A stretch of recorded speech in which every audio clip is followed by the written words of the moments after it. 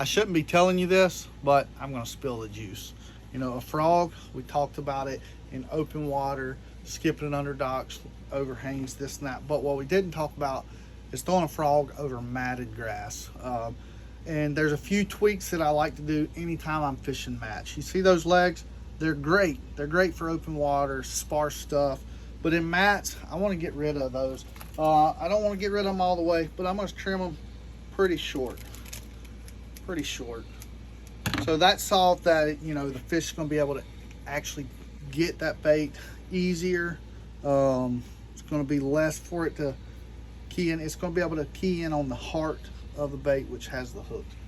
Number two, I'm going to take and I'm going to put one thing, but it does two things.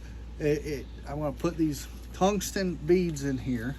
They're just tungsten beads, and that's doing two things. It's adding weight, but it's going to add somewhat of a rattle. It's going to make a little bit of noise. So I'm here at my fish tank.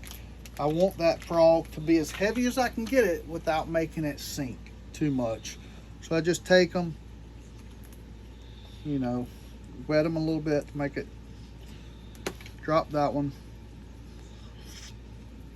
Just flip your hook over and use that hook as a little ramp.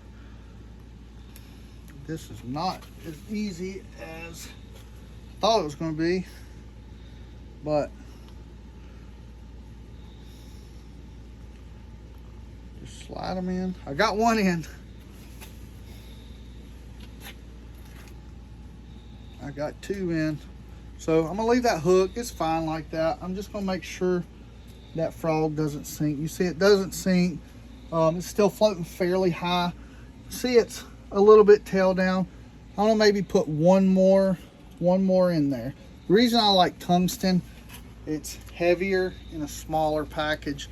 The smaller it is, the less it's gonna get in the way of your hook.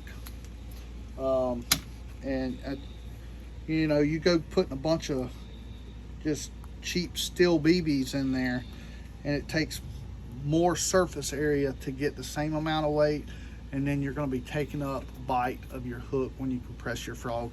So now I have 3 of them in there. I got plenty of noise. I'm going to test.